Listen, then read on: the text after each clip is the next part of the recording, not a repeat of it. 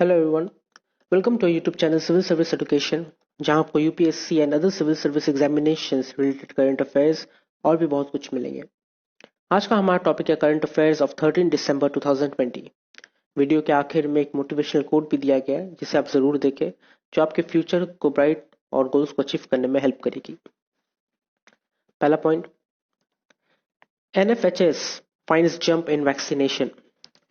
The Health Ministry on Saturday released partial data from the fifth edition of the National Family Health Survey (NFSH), claiming considerable improvement in the supply of vaccine for childhood immunization from the fourth round in 2015 to 16. So, Health Ministry ने ये data release किया, partial data था, मतलब ये आधा data release किया गया है उनकी तरफ से।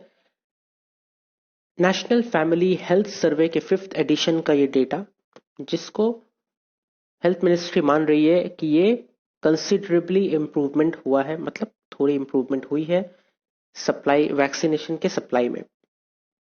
और ये वैक्सीनेशन चाइल्डहुड इम्यूनाइजेशन जो किया जाता है, जो बच्चे जब पैदा होते हैं तो बच्चे को जो वैक्सीनेशन दिया जाता है, जैसे कि हेपेटाइटिस ए, हेपेटाइटिस बी, उसके बाद पोलियो, इस सारी जो वैक्सीन होती है, ये सब जो वैक्सीन दिया जाता है, और भी बहुत सारे वैक्सीन होते हैं जो एनीमिया के लिए दिया जाता है। तो ये सब में कंसिडरेबल इम्प्रूवमेंट देखा गया है, इसमें थोड़ा इम्प्रूवमेंट देखा गया है फिफ्थ एडिशन में, जो कि जिसका फोर्थ राउंड था 2015 और 16 में। As quick perusal of the data showed that in Andhra Pradesh, the percentage of fully vaccinated children 12 to 23 months jumped to 73% from 65% in the fourth edition. So, Andhra Pradesh में fourth addition में 65% children को vaccinate किया गया था, और fifth edition में देखा गया है कि वो 65% बढ़ के हो चुकी है 73%, मतलब 73% चिल्ड्रंस को वैक्सीनेशन दिया गया। और ये चिल्ड्रन का एज कितना है? सब चिल्ड्रन का एज है 12 to 23 मंथ बस। However, children with diarrhea in the 2 weeks preceding the survey also jumped to 7.2% from 6.6%, और डायरिया का देखा गया 6.6% से 7.2% तक हुआ है। In West Bengal, institutional births of children increased from 75% to 91%. Waste Bengal में देखा गया कि इंस्टीट्यूशनल बर्थ जो होता है चिल्ड्रन का, वो 75% से बढ़ के 91% तक हो चुका है। और गुजरात में देखा गया है the proportion of anaemic children sharply increased from 62.6% to 79.7%। तो गुजरात में देखा गया जो एनेमिक चिल्ड्रन होता है, जिसके रेड ब्लड सेल्स कम होते हैं, उनका देखा गया उनको 62.6% से 79.7% तक इंक्रीज हुआ है। Next, India set to exceed climate targets, Modi. India was not only on track to fulfilling its climate commitments but would go further, Prime Minister Narendra Modi said at the Climate Action Summit on Saturday. However, he refrained from announcing enhanced ambitions or targets. So, Prime Minister Narendra Modi ने climate commitments लिया, जैसे दूसरे countries भी ले रही थी climate action summit पे, लेकिन उन्होंने ज्यादा एम्बिशन और ज्यादा टारगेट नहीं बताया। In his 5-minute address, Mr. Modi said India had reduced its emissions intensity by 21% since 2005. तो उन्होंने 5 मिनट के एड्रेस में उन्होंने ये कहा कि इंडिया ने एमिशंस को रोका है। जो एमिशंस होती है, जो धुआं होती है, जो आपके पेट्रोल कार से होती हो या फिर डीजल कार से होती हो या फिर फैक्ट्रीज वगैरह से होती हो एमिशंस, या फिर कुछ जलाने से होती हो, ये सबको 21% रोका गया है 2005 से। Installed solar capacity had grown to 36 gigawatt in 2020। Solar panel लगाई गई है, 36 गीगावाट एनर्जी बचाई गई है सोलर कैपेसिटी से। The country's renewable resources energy capacity was the fourth largest in the world and would reach 175 gigawatt before 2022। और उन्होंने ये भी कहा है कि कंट्री की जो रिन्यूएबल एनर्जी कैपेसिटी है वो वर्ल्ड की फोर्थ लार्जेस्ट है और 2022 तक 175 गीगावाट तक पहुंच जाएगी। तो उन्होंने कोई एम्बिशियंस कोई टारगेट नहीं रखा, उन्होंने सिर्फ क्या काम हुआ है इंडिया में उन्होंने बस यही बताया। फ्यूचर में क्या होगा ये सब कुछ नहीं बताया उन्होंने। Next, not in favor of imposing family planning, government tells Supreme Court. The center told the Supreme Court on Saturday that it was against coercing couples into having a certain number of children in a bid to curb population explosion. तो centre ने कहा है कि supreme court को कि ये जो law आप बोल रहे हैं निकालने के लिए कि हर एक पेरेंट्स को एक सर्टेन नंबर ऑफ चिल्ड्रन लेने का हक अधिकार दिया जाएगा, मतलब आप सिर्फ 2 बच्चे ले सकते, उससे ज्यादा नहीं ले सकते। तो ये चीज सेंटर को पसंद नहीं आई। सेंटर ने कहा कि पॉपुलेशन को कमाने के लिए हम लोग एक कपल के ऊपर ये जोर नहीं दे सकते, ये उनका हक है कि वो जितने भी चिल्ड्रन ले सके। In fact, the government said the years from 2001 to 2011 witnessed the sharpest decline in decadal growth rate of Indian population in 100 years. तो गवर्नमेंट का ये कहना है कि 2001 से लेकर 2011 तक 100 साल में सबसे कम ग्रोथ रेट देखा गया इंडियन पॉपुलेशन में। ये देखा गया है कि ग्रोथ रेट जो होता है, बच्चे पैदा की जो रेट होता है वो बहुत हेवीली डिक्लाइन किया है, कम हुआ है। The government was responding to the court's direction to a petition filed by advocate Ashwini Kumar Upadhyay to introduce population control law. So जो ये गवर्नमेंट जो बोल रही है कि उनको ये लॉ पसंद नहीं, तो ये किसके लिए बोल रही है? एडवोकेट अश्विनी कुमार उपाध्याय जो एक एडवोकेट है, उन्होंने ये एक पिटिशन फाइल किया था सुप्रीम कोर्ट में कि पॉपुलेशन को कंट्रोल करने की एक लॉ बनाई जाए। तो इसके अगेंस्ट में सेंटर ने ये सब कहा। तो अश्विनी कुमार उपाध्याय का क्या कहना था? Without implementing effective population control measures, healthy India, literate India, prosperous India, resourceful India, strong India, secure India, sensitive India, clean India, and corruption and crime-free India campaign won't succeed. तो अश्विनी कुमार उपाध्याय का ये कहना है कि पॉपुलेशन कंट्रोल लॉ अगर नहीं बनाया गया, अगर पॉपुलेशन को कंट्रोल नहीं किया गया, तो healthy India, literate India, prosperous India, resourceful India, strong, secure, sensitive, clear India, corruption and crime free India का कैंपेन कभी काम नहीं करेगा। Next point, hunger continued even after lockdown. 6 to 7 months after lockdown, people continue to go to bed hungry, skip meals frequently, and are unable to afford nutritious diet because of loss of income, shows the Right to Food campaign survey of 4,000 people living on the margins across 11 states in September and October, calling into question the government's decision to withdraw free grains under the Pradhan Mantri Garib Kalyan Yojana after November. So right to food campaign के survey से ये देखा गया है 4,000 से ज्यादा people जो 11 states के जो 11 स्टेट के मार्जिन में रह रहे हैं, उन लोगों को अभी भी भूखे पेट सोना पड़ रहा है या फिर आधे पेट सोना पड़ रहा है, उनको न्यूट्रिशियस डाइट नहीं मिल रही है।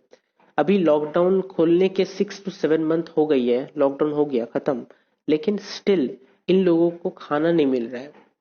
तो इन लोगों का क्वेश्चन ये उठ रहा है कि गवर्नमेंट की तरफ से जो फ्री ग्रेन दी जा रही थी, फ्री जो राशन दी जा रही थी प्रधानमंत्री गरीब कल्याण योजना के अंडर में, वो नवंबर के बाद बंद क्यों हो गई? अगर बंद हो भी गई तो इन लोगों को जॉब क्यों नहीं मिला? जो जिसके पास कोई इनकम नहीं है, जो लॉकडाउन की वजह से अपना इनकम खो बैठे हैं, जिनके पास कोई इनकम नहीं है, जिसके पास खाना नहीं है, इनकम नहीं है तो उन्हें खाना प्रोवाइड करना चाहिए। और अगर खाना बंद कर रहे हो तो आपको उनको इनकम प्रोवाइड करना चाहिए ताकि वो खाना खरीद सके। The survey called Hunger Watch recorded responses from marginalized and excluded communities such as scheduled caste, scheduled tribes, and minority religious communities like including Muslims, 80% of whom earned less than rupees 7,000 a month before the lockdown in March. So hunger watch जो ये सर्वे है, ये सर्वे को नाम दिया गया hunger watch, और इसके अंडर में ये देखा गया है कि ये जो 4,000 लोग हैं इसमें से सबसे ज्यादा एक्सक्लूडेड कम्युनिटीज है, जो कम्युनिटीज को बाहर निकाल दिया जाता है उन वो सब है, जैसे कि शेड्यूल कास्ट, शेड्यूल ट्राइब्स, और जो माइनॉरिटी रिलीजन है मुस्लिम्स जो है 80%, ऐसी 80% ये पॉपुलेशन को 7,000 पर मंथ इनकम मिलती थी, ये लोग अर्न करते थे। शेड्यूल कास्ट, शेड्यूल ट्राइब, मुस्लिम, ये लोग जो थे 80%, इनमें से 80% पीपल 7,000 रुपए अर्न करते थे पर मंथ, और अब लॉकडाउन की वजह से वो भी बंद हो गया। This drastic food insecurity is a direct result of economic precarity. 43% of those surveyed had no income immediately after the lockdown in April and May. So ये जो 43%, ये जो पॉपुलेशन बताई गई 4,000 से ज्यादा, इनमें से 43% को लॉकडाउन के बाद कोई इनकम नहीं मिला।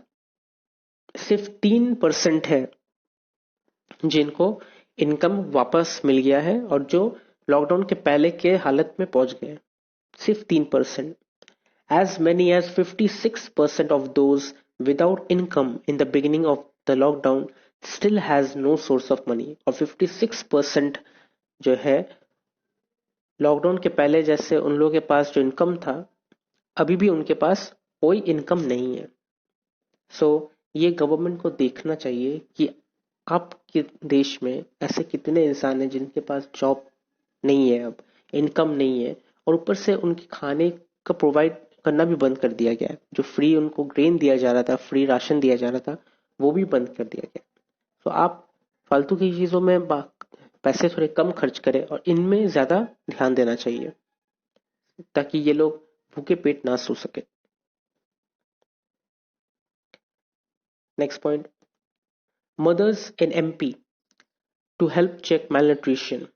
The Madhya Pradesh government has issued an order for the appointment of committees led by mothers to ensure better monitoring of service delivered at Anganwadi or daycare centers across the state.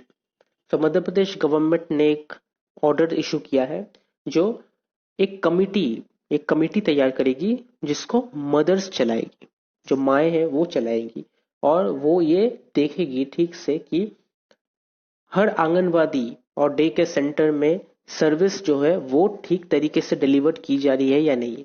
तो ये जो mother's है ये लोग monitor करेगी।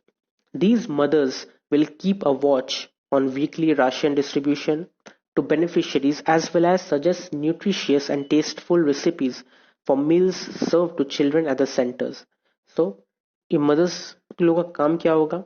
इनका ये काम होगा कि जो वीकली राशन डिस्ट्रीब्यूट किया जाता है, जो हफ्ते हफ्ते राशन दिया जाता है उनको जिनको जरूरत है, मदर्स लोग का काम यही होगा कि वो देखे कि सबको ठीक तरीके से वीकली हफ्ते में राशन दिया जा रहा है या नहीं, और जो बच्चे होते हैं सेंटर में उनको न्यूट्रिशियस और टेस्टी खाना मिल रहा है कि नहीं। ऐसा खाना देना चाहिए जो उनके हेल्थ के लिए अच्छा हो, न्यूट्रिशियस हो। In a move that is aimed at strengthening community responses to the problem of hunger and malnutrition in the state, और ये मूव किया गया है ताकि जो हंगर का जो प्रॉब्लम है, भूख का जो प्रॉब्लम है, और मेल न्यूट्रिशन का जो प्रॉब्लम है स्टेट में, ये जल्द से जल्द रिजॉल्व हो सके, हट सके, और माओ से अच्छा ये काम कोई नहीं कर सकता। That's why Madhya Pradesh government ने मदर्स को ये काम सौंपा है। कॉल्ड मातृ सहयोगिनी समिति और mothers cooperation committees, these will comprise 10 mothers at each Anganwadi representing the concern of different sets of beneficiaries under the Integrated Child Development Services और National Nutrition Mission. So, ये जो कमेटी बनाई गई है मदर्स की, इनका नाम दिया गया मातृ सहयोगिनी समिति या फिर मदर्स कोऑपरेशन कमेटी। इनमें हर एक आंगनवाड़ी रिप्रेजेंटिंग सेंटर में 10 मदर्स रहेगी एक कमेटी में, और इन लोगों का काम होगा डिफरेंट सेट्स ऑफ बेनिफिशियरीज के ऊपर चेक करना, जैसे कि integrated child service, child development service जो होता है, या फिर नेशनल न्यूट्रिशन मिशन है, उसके अंडर में जो बेनिफिशियरीज आती है वो सब के ऊपर नजर रखना, जैसे कि children between 6 months to 3 years, children between 3 years to 6 years, adolescent girls and pregnant women and lactating mothers, ये सब के ऊपर इनकी नजर रहेगी। Next point, indigenous artillery gun trials to be over in 2021. User trials of the Indigenous Advanced Towed Artillery Gun System (ATAGS) developed by Defense Research and Development Organization (DRDO) jointly with private industry are scheduled to be resumed later this month and proceeded with winter and summer trials to be completed by mid-2021, a defense official said. So, जो indigenous advance towed artillery gun system बनाई गई है उसका user trial फिर से start किया जाएगा इस महीने में, और ये विंटर समर बोथ ट्रायल चलेगा मिड 2021 तक, 2021 के बीच तक चलते रहेगा। और ये जो गन है ये डेवलप किया गया है defence research and development organisation DRDO के तरफ से। Trials, which began in September, were paused after the gun suffered a barrel burst. An investigation is underway to determine the cause. So ये सितंबर में ये ट्रायल स्टार्ट किया गया था, लेकिन सितंबर में ये ट्रायल करते वक्त एक गन का जो बैरल है वो बस्ट हो गया था। अभी वो बैरल क्यों बस्ट हुआ था इसका इन्वेस्टिगेशन जारी है, गन ठीक से नहीं बना या फिर कुछ कमी है तो ये जारी है। तो ये जैसे ये ट्रायल खत्म हो जाएगी, ये इन्वेस्टिगेशन खत्म हो जाएगी, ये ट्रायल्स फिर से स्टार्ट हो जाएगी this month.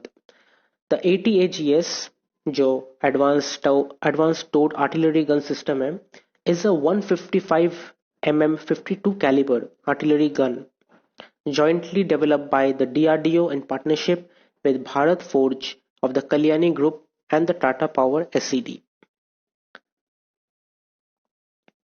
Next, bringing life back to Western Ghats grasslands.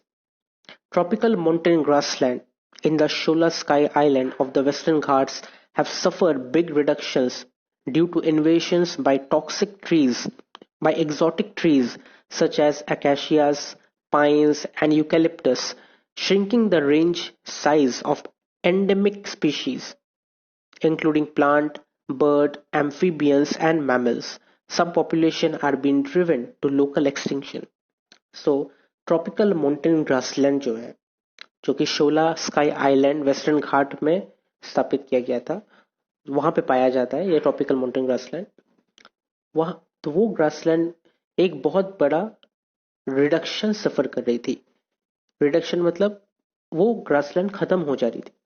किसके वजह से खत्म हो रही थी? कुछ एग्जॉटिक ट्रीज की वजह से। अब जैसे कि हम लोग पता है कि ग्रासलैंड में ज्यादातर ट्रीज नहीं उगती, ग्रासलैंड टोटली ग्रासलैंड होती है, वहां पे ज्यादा ट्रीज नहीं होती, लेकिन ग्रासलैंड में बहुत ज्यादा एग्जॉटिक ट्रीज उग रही थी, जैसे कि अकाशियाज, पाइन्स, इक्वेलिप्टस, ये सब ट्रीज उग रही थी, जो क्या कर रही थी, जो ग्रासलैंड का जो इकोसिस्टम है, जो एनवायरनमेंट है, उसको बदल दे रही थी, चेंज हो जा रहा था वो। ये चेंज जो हो रहा था, अब ग्रासलैंड में कुछ प्रकार के जानवर रहते हैं, कुछ प्रकार के मैमल्स, एम्फीबियंस या बर्ड्स रहती है जो दूसरी जगह पे नहीं रह सकती, जहां पे बहुत ज्यादा पेड़ पौधे हो वहां पे नहीं रह सकते, वो ग्रासलैंड में रहते हैं। तो ये जो डिफरेंट टाइप की एग्जॉटिक ट्रीज उग रही थी, उसके वजह से उनको प्रॉब्लम होने लगा, उन जानवर को प्रॉब्लम होने लगा, और वो लोग कुछ कुछ वहां से चले गए और कुछ कुछ एक्सटिंक्शन के टाइम पे आ गए, मतलब वो पूरे के पूरे मिटने लगे। इसे कैसे ठीक करना पड़ेगा? But researchers have now identified areas suitable for grassland restoration and conservation to reverse the decline.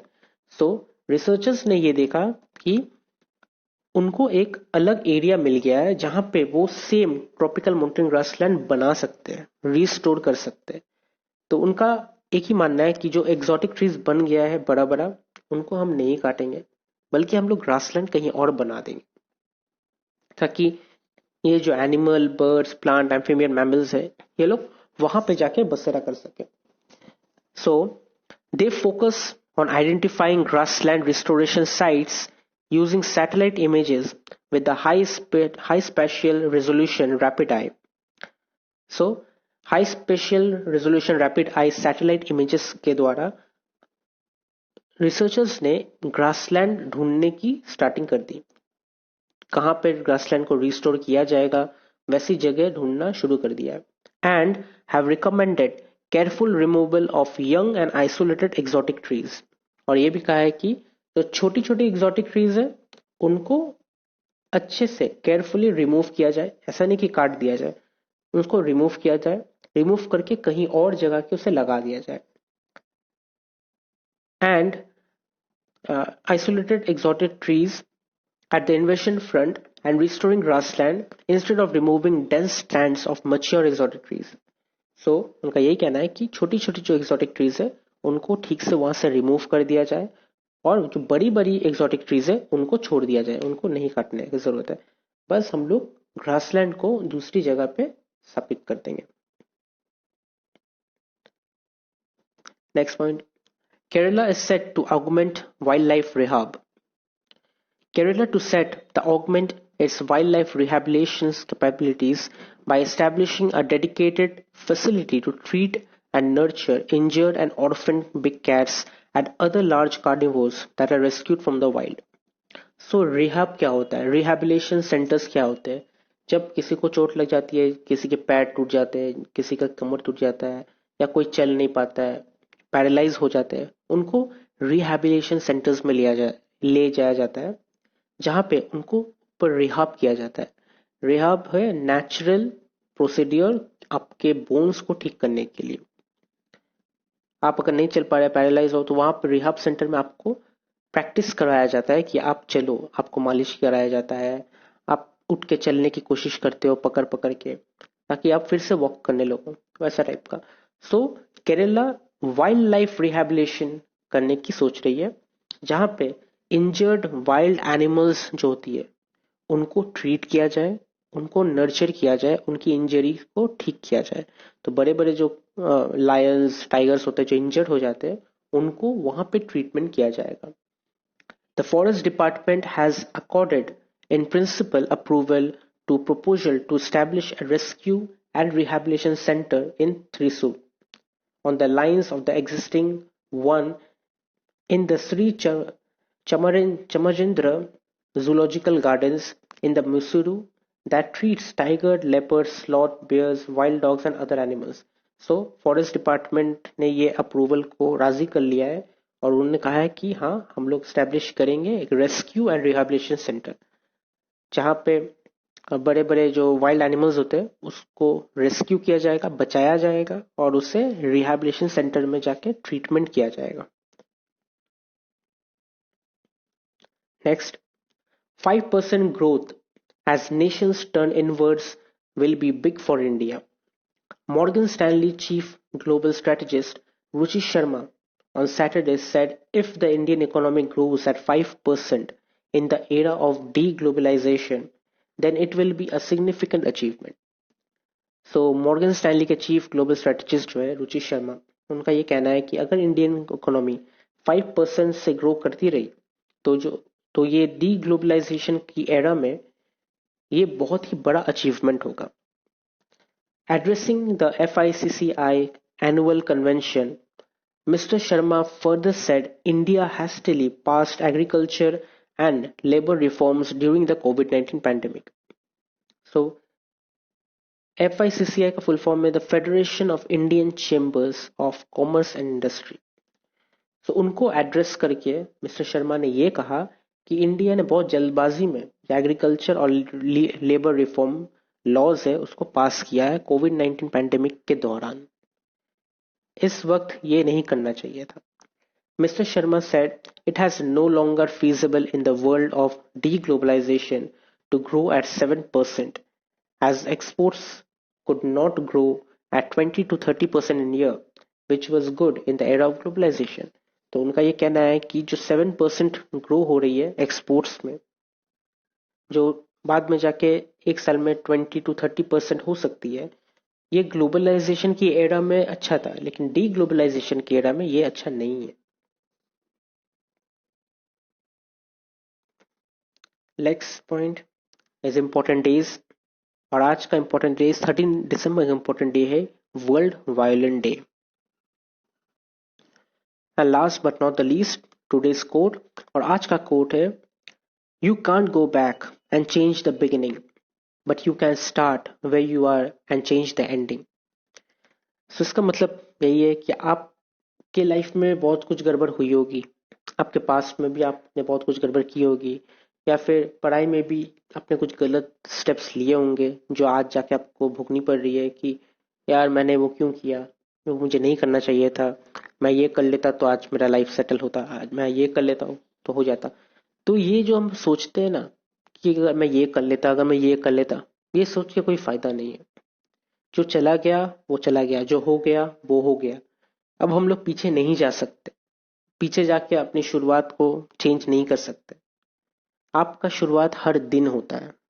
तो आप अगर आज को अपने चेंज कर लो, अगर आप आज को ठीक कर लो, तो आपकी एंडिंग भी अच्छी हो जाएगी। तो जो चला गया वो चला गया। आप आपकी बिगनिंग को नहीं चेंज कर सकते। आप क्या कर सकते हो, आप आपके आज को चेंज कर सकते हो और आपकी एंडिंग को चेंज कर सकते हो। सो ये आपके ऊपर डिपेंड करता है कि आप कैसे ये इसको मैनेज करते हो। So hard work, hard work हर किसी का ऑप्शन है, हर एक सक्सेस का एक ही की है, हार्ड वर्किंग। आप हार्ड वर्क करते रहो और वो करो जो आपको पसंद हो। आप अगर वो चीज करोगे जो आपको पसंद ना हो, तो वो सिर्फ नॉर्मल काम करने के लायक होगा, मतलब आप जबरदस्ती कर रहे हो, आपको उसमें मजा नहीं आएगा। आप वो काम करो जो आपको पसंद आए, तब जाके आपको सक्सेस और ज्यादा हासिल होगी। तो अगर आपको वीडियो अच्छी लगी तो आप इसे लाइक कीजिए, शेयर कीजिए, कमेंट कीजिए और सब्सक्राइब जरूर कीजिए। Thank you.